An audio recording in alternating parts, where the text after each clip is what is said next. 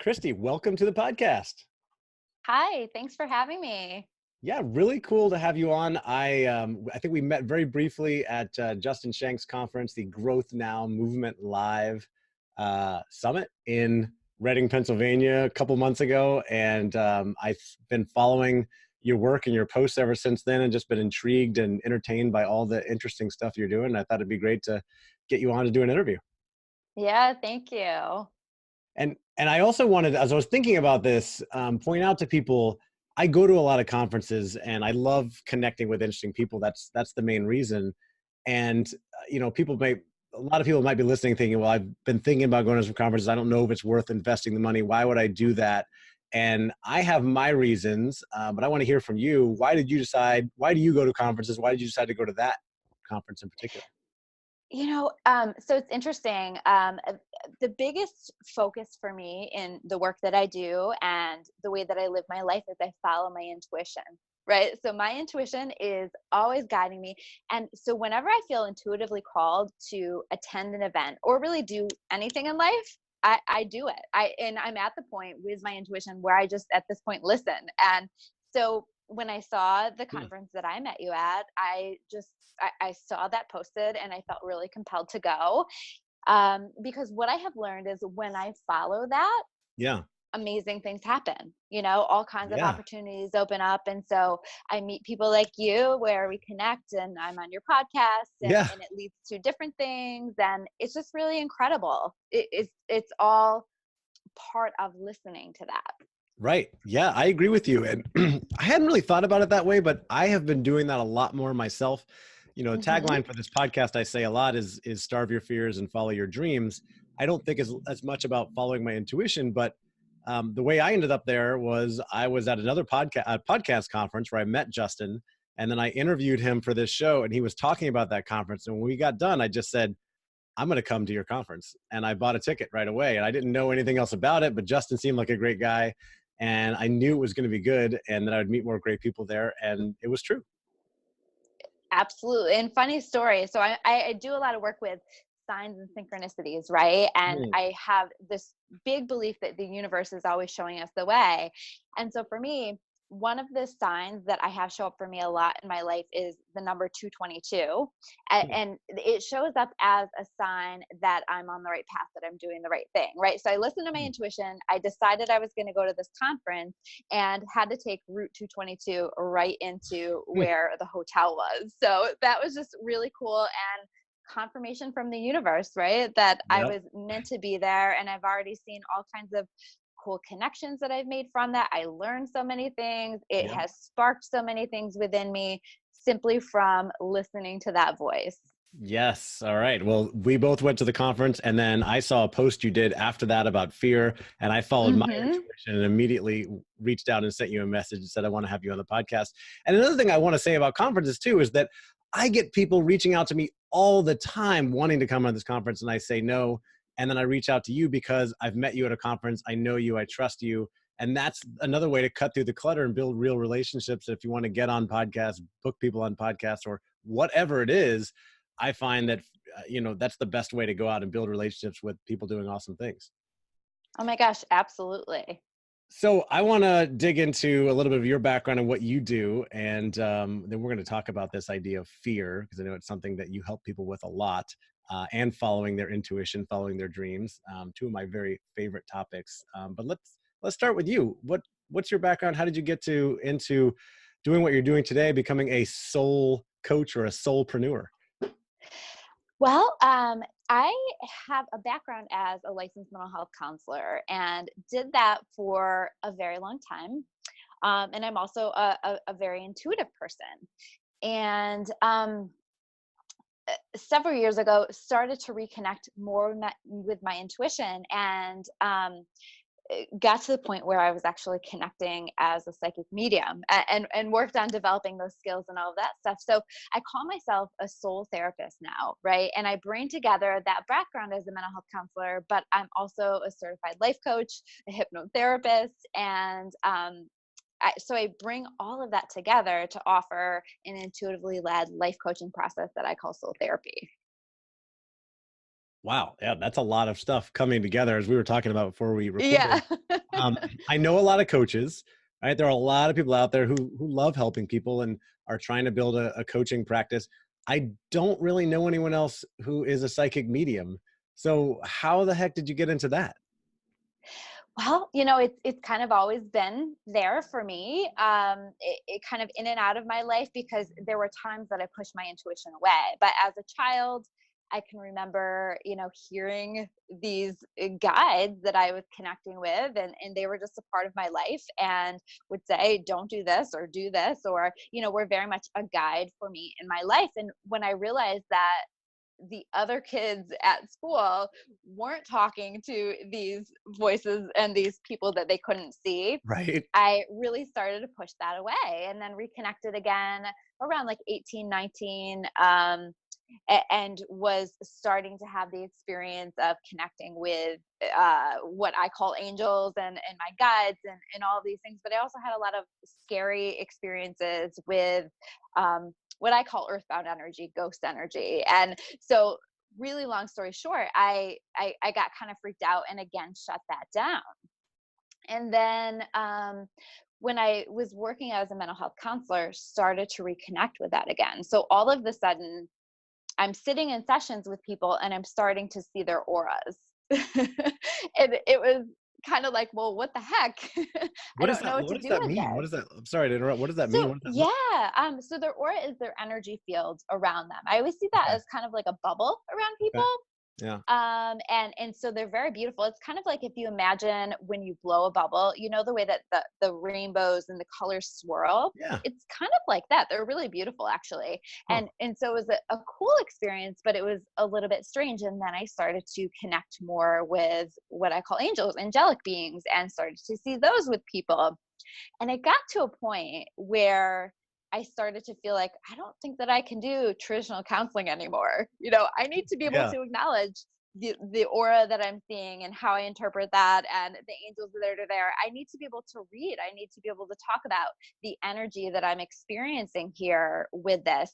And I really wasn't able to do that within that work that I was doing. So that's actually how my business clarity came to be. Is I set myself up in a position where I could do the kind of work that I was feeling compelled to do, so that I could do coaching with people, but I could honor that intuitive part of me. I could say, hey, this is what I see in your aura. This is, what you're doing is pretty in alignment with your life purpose, but here's how we tease out the strengths that you have and level you up, help you to get to the next level, help you to be even better. Or, I see this within your aura, and this is something, a part of yourself that you're really ignoring. And if you can give some time and some energy to that, I think that you can be really, really successful with it. And how does that align with the goals that you have for yourself? And so that's kind of an example of how I incorporate that. Interesting. Okay, I was going to ask you how you incorporated that. So you're seeing people's aura and things about them that they may not be able to see themselves. You also Hmm. mentioned angels. Are you seeing communicating with dead people, basically with the soul, or is that something completely different?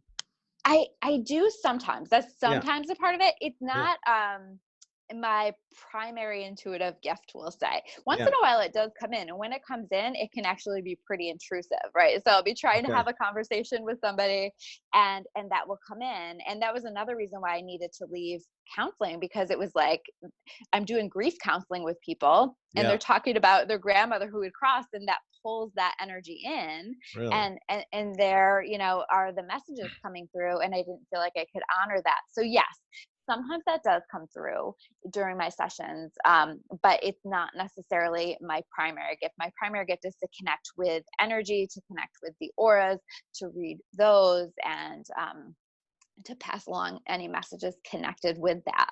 Yeah. Okay. I promise we won't go too far down the rabbit hole of this, like connecting with The the rabbit spirits hole is my favorite, though. spirits on the other side, but I don't know But too it's many people fine. that do this, and I'm very curious about this. Do you think that you talked about helping people and the energy of their dead grandparents or parents, whoever may be there? Hmm. You think that everybody when they die is around us, or is it only certain people? And then are there only certain people like you who can see or communicate with them? On some level, I think that we all are communicating and connecting, but we Hmm. don't necessarily recognize that we are. Yeah. Anytime that you think about a loved one that's crossed, their energy will come through for you. Or Hmm. anytime that they come to mind, sometimes that's actually them trying to come through and let you know that they are around. Hmm. So yes, I believe that we all have our cross loved ones with us. I believe that based on readings and things that I've done with people, that cross loved ones spend a lot of time over on the other side doing a lot of work over there as well. So Hmm. they're not just always like hanging out. And some people ask me, like, do they watch me shower? And they get all freaked out when I tell them they have these people with them. And no, they don't. It's simply energetic. It's simply that they choose to be in our energy field with us, to support us, or to pass along messages. So we don't have to worry about any of that. That's not how they experience Yeah. us in our lives. That's so funny and interesting. And I think it's funny too that I know we're going to talk about this topic of fear, that people are so, I don't know, that someone is actually worried that the spirit with them is a voyeur that's like watching them shower. I'm like, don't we have better things to worry about than that? But I don't know. I guess it's just a question I hadn't thought of. It's so interesting. And then Yep. how do you, when you're working with people, you talked about their aura and their energy. I mean, tell me again, how is it that I might be able to use or harness something like that? So not everybody sees auras, right? That's Yeah. not necessarily a gift that everyone has, but everyone feels auras on some level, some people more than others. So I like to give the example of, have you ever walked into a room after somebody's had an argument? And there might not necessarily be signs that they had an argument, but man, can you feel it? Right? Mm, You can feel the tension. You can feel that. That is energy. And our auras are simply our energetic field. And mm, so we can feel people's energy field. Have you ever stood behind someone in the grocery store and wanted to take two steps back because something felt off, something mm, felt negative or off? And that's just simply us feeling auras. Or have you ever had somebody that you're just absolutely drawn to? You don't logically understand why, but you're just drawn to. You just want to be around them. You just want to stand by them or stand closer to them. And that's also feeling their energy field and feeling maybe the positive vibes that they're giving off. right. Interesting. Okay. So this is a good segue into intuition because you talked about being drawn to or away certain people. Hmm. I think some people feel strongly drawn towards a certain career or business, or they just want to help people. Other people may not have any idea what they want to do, but they know they want to do something more with their life. And I know you help people a lot with intuition and tapping into their intuition. How can we do more of that? How can I do a better job of tapping into my intuition to follow my dreams, not just to go to a conference that I want to go to, but really fulfill my true potential? Hmm. I think first it starts with an intention, right? I always say that intention is everything. And so Mm, when people get confused about intention, what the heck does mm, that mean? Or how do I set an intention? And it's really as simple as saying, I would like to connect with my intuition more. Right? So that's the first step, is to just put that out there to the universe. I would like to connect with my intuition more. And then the next step is to start to listen, to start to pay attention. So I always say that our body is our greatest intuitive tool. So to start to listen to the way that the body is responding in certain situations. So for example, if you're trying to decide, maybe you're looking for a new job, and you have two possibilities and you're trying to decide between the two, what's going to be the best one.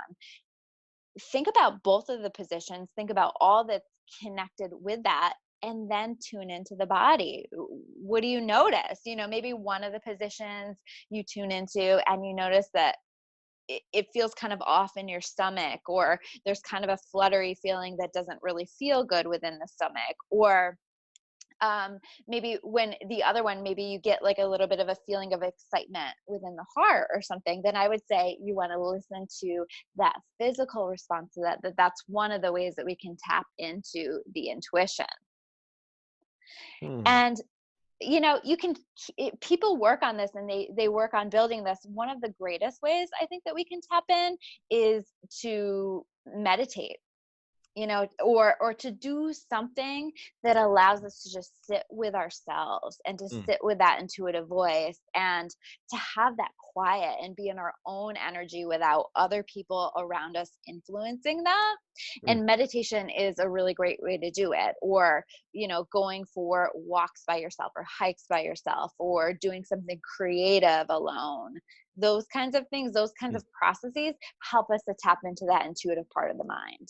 And so any of the ideas that come through during those times probably are connected with the intuition, especially if that feels really good, if that feels really right. Yeah, I think what you've touched on here is probably one of my greatest challenges. I mean, people know me as someone who takes a lot of action, following my dreams and or going after goals, that sort of thing. But I struggle so much with decisions, as big as life, business decisions, on down to one of my greatest struggles. And this is bad because I've been a traveling consultant for 8 years, but I completely freeze up when I'm going to book a flight to go somewhere and I can't decide which time to go and when to do that. And people talk about following your gut in these types of situations. And I don't know, maybe I feel like maybe I'm afraid that that gut decision is going to be wrong and I'll make the wrong decision, even though I also realize there really is no wrong decision. What is your take on that? Is it best for people to quote, follow their gut and go with the first thing that comes to mind? Or does it take a lot more reflection like what you were talking about before? So that's actually tricky because it's a little bit different for everybody. There are Yeah. some people who are designed to follow their immediate gut response, and that is always going to be their intuitive response. And then there are some people who are designed to take a little bit more time and feel it out. Mm, Right. So you might be a little bit more designed to actually take a little bit of time and feel it out. That might be why it feels a little pressured, right, mm, to do that. yep. Because a lot of the people who are in tune with intuition and are following that gut response, that's how they connect with their intuition. Yeah. Oftentimes, they're quite successful with that. So they learn to release the fear around that a Yeah. lot of times. But for the people who need a little bit more time, they have to take that time to feel it out, to explore Mm. that, and to really get a sense of how does this feel for me? Would you connect And that I, also? Oh, sorry to interrupt. I was just wondering, for people that might be a fan of Tony Robbins or to study like the human needs, there's that divide between certainty and uncertainty. And I think I skew much more towards uncertainty. I really don't like to commit or lock myself into anything. I value Mhm. flexibility. And so I think that contributes to I can't make a decision on this because I want to wait till the last possible moment. Mhm. Absolutely. I think that maybe you're just somebody who needs that time again to feel it out and to take that time to do that. And what I would say for you is if you are trying to decide between certain things and you are getting down to sort of that time limit of, oh, I do Hmm. need to make a decision here, one of the ways that I recognize it as my intuitive voice versus that ego-based voice, maybe the people part of you that wants to make that decision, is oftentimes intuition feels good. It feels neutral, whereas ego can feel very fear-based or very pressured.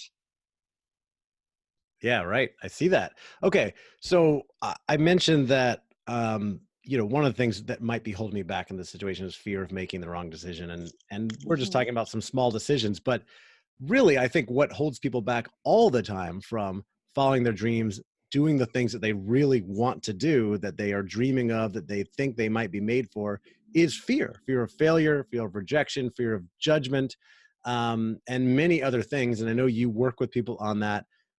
What do you see are the biggest fears that hold people back, and how do we help people get past those? There's so many different things, all of those things that you have listed.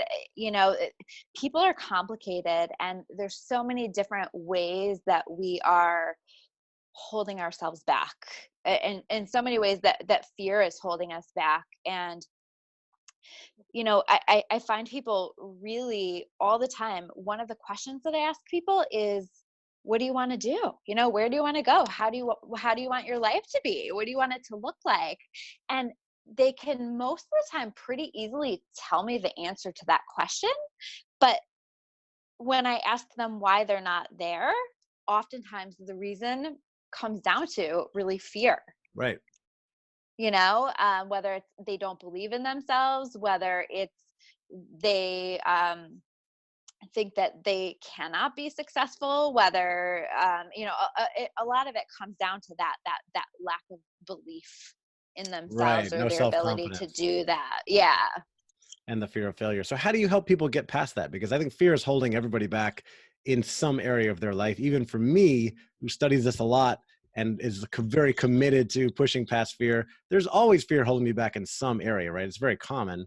How do you help people overcome that? Absolutely. Yeah. I mean, I think that we all are dealing with that, right? On some level in different areas of our life. So it's really about working toward it. And when your intuition says, yes, you feel afraid, but yes, you need to do this anyway, it's really about doing it anyway. The people that I'm working with are pushing past the fear and choosing to do it anyway when that intuition says it's go time. When I was working for the counseling agency, and I find that when it's time to make a change in your life, the universe will make you pretty miserable or pretty uncomfortable to help push that along. And so I was working for the counseling agency and getting more and more uncomfortable with that, and really wanting to be here doing my soul therapy work. And I was only doing this part time. And so I got so uncomfortable that finally I decided that intuitively it was time to push past that fear, and it was time for me to take that leap and come here full time. And I didn't have a plan. I didn't have, all this money in my bank account. I didn't have any money in my savings account, quite frankly. And I just decided, you know what, my intuition is saying it's time, and it's time. And so I did it anyway. And that's really been how I've operated through all of this, is listening to my intuition and doing that. And so that's what I do in the work that I do with people, is when the intuition says it's time to go, it's time to make this change, we push through that. So it's almost like I don't know, the thing that comes to mind to me is like a geyser. The pressure has built up enough that you know what Mhm. you really want to do, and you're getting sick and tired of the current job or relationship or whatever it is, your body, whatever it is that you really want to make a change with, that you've got to start making a change. Now, I think people have gotten in that situation and they still think, well, what if I try and I fail? What if I look stupid? What if, people around me think that I'm making the wrong decision? Then how do I still go forward with this?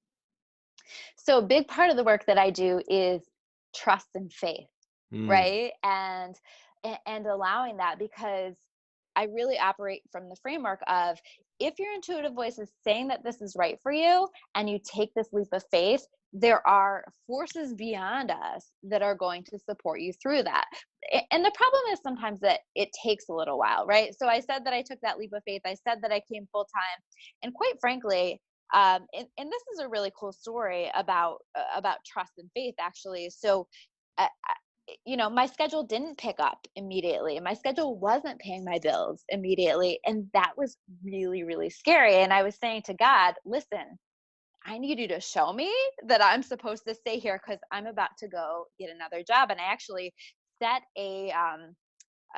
I gave God a deadline, which I don't know if you're supposed to do, but I said, you listen, gave God by a the, deadline. Nice.